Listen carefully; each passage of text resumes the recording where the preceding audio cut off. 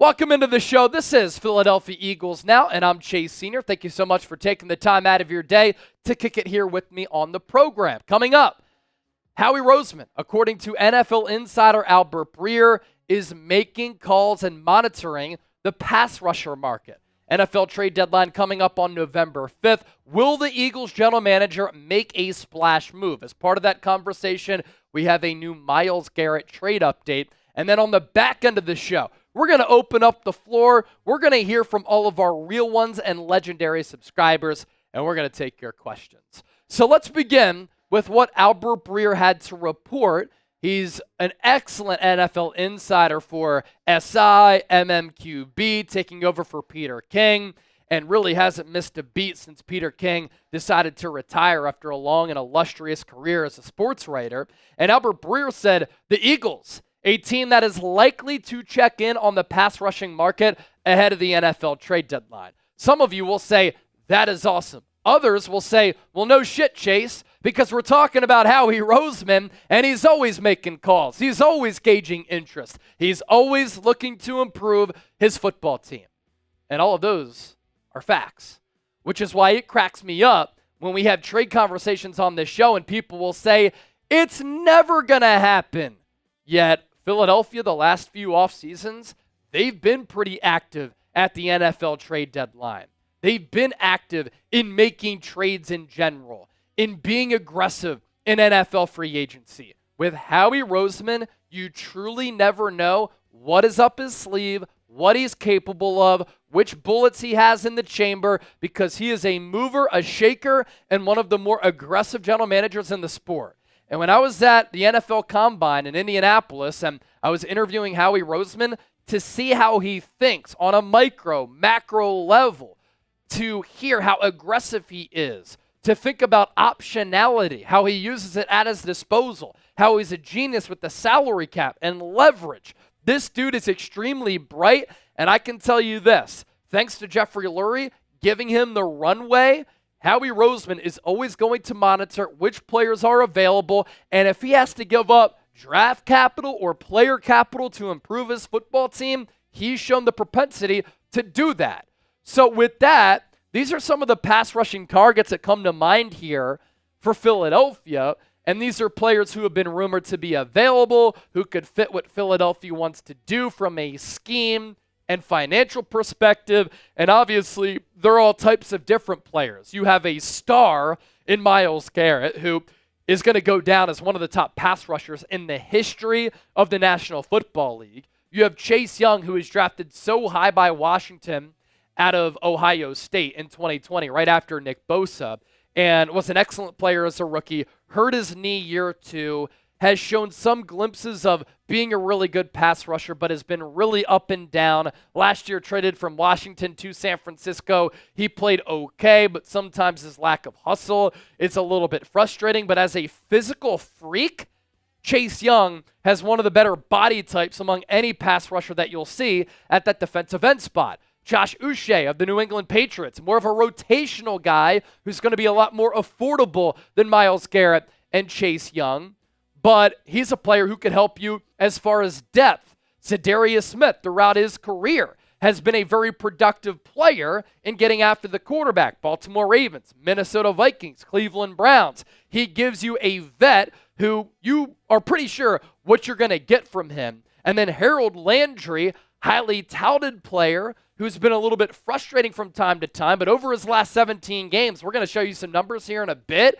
He's really started to turn the corner, and he's been a highly productive player. Of course, a lot of you have been asking me about Myles Garrett. I always keep my eyes on the comment section, even though sometimes it can be very unhealthy for me. Albert Breer saying this on Garrett, and this is the newest update that we have on the Browns star pass rusher and reigning defensive player of the year. Speaking of trades, the Browns will get phone calls now based on their 1-6 record and the fact that they think that they just offloaded Amari Cooper.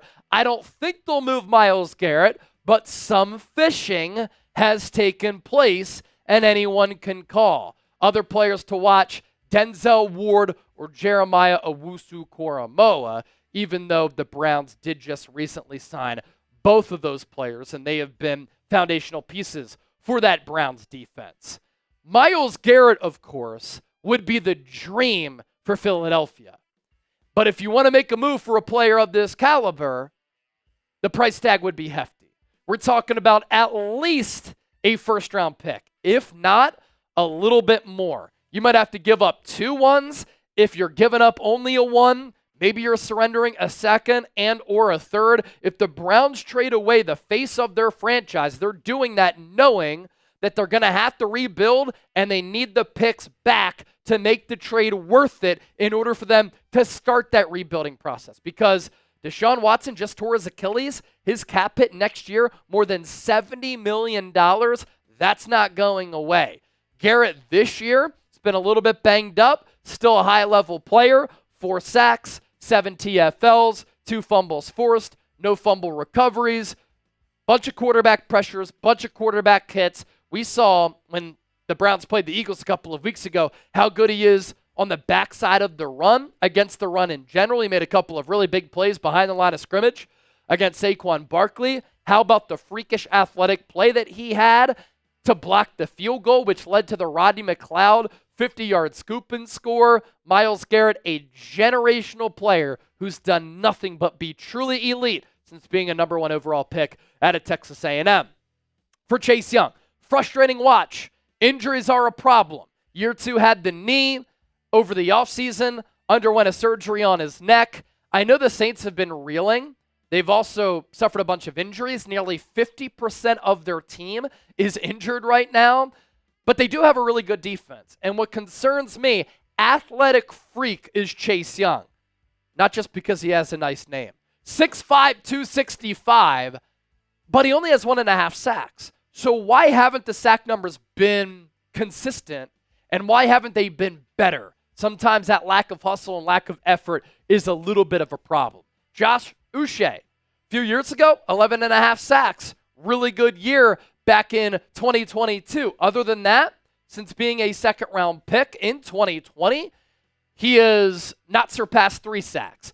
So this is more of a rotational type of edge rusher. Za'Darius Smith, older, and I know a lot of people are scared away about the Robert Quinn trade, the Kevin Byard trade, bringing in an Ndamukong Suh, Linval Joseph, and you don't want to get burned by another older player. But I would have a feeling that Smith can be productive as a pass rusher, even though he's a little bit older and he's a known commodity. And then there's Harold Landry, 6'2", 252. When you watch him, you're like, he's a really good athlete as well. He has 29 tackles, 4 sacks, and 7 TFLs. Same numbers in sacks and TFLs as Myles Garrett. What he's done over his last 17 games has been very impressive as far as the production. 12.5 sacks over a season's worth of games. That's a player that I'd be intrigued by, and I'm not sure you'd have to give up all that much for him. So with that, this is today's poll question. Pick a player that you want Howie Roseman to trade for, and if you want to list a position of need, let me know. I think it's linebacker and defensive end. If you want a Quinnen Mitchell jersey, he's now obviously rocking the number 27. You can get yours today. Looks as though the kid gonna be a stud. Chatsports.com/Quinnen. Use that link down below. I think he could be the next great Eagle. If you're looking for another Eagles jersey, you can still use that link down below and find some other Eagles jerseys there. NC with the $5 super chat. What is the biggest thing holding the Birds back from their prime form? Is it something that we can fix this season? That's a great question. You know, I think there's a couple of things. I think the lack of offensive creativity is a little bit of a problem. I think that Kellen Moore's offense looks a lot like Nick Sirianni's offense, where you're not seeing a lot of crossers, you're not seeing a lot of pre-snap motion. There are a lot of theories for why the Eagles aren't targeting the middle area of the field. Some have said Jalen Hurts doesn't trust his arm. He doesn't have the arm strength. He doesn't have the touch, the timing, the accuracy. He can't really layer footballs in over the middle of the field. Some have said he's a little bit shorter, so his sight line is always disrupted, so he's always looking to the outside. For Hurts, I think that he does struggle a little bit throwing across the middle of the field, in between the hashes, in between the numbers, by layering balls in there. with touch and accuracy and precision. I think that is part of the problem. I think the Eagles could do a better job of having their wide receivers run routes over the middle of the field. When you look at the route trees, a lot of it just not in the middle area of the field. Back in 2021, I remember Jalen Hurts was targeting the middle of the field. He did that a little bit under Shane Steichen. So I think the offensive scheme sometimes frustrates me to a point because it holds this Eagles team back. I think that Hurts sometimes struggles against the blitz and confusing looks. So those are issues.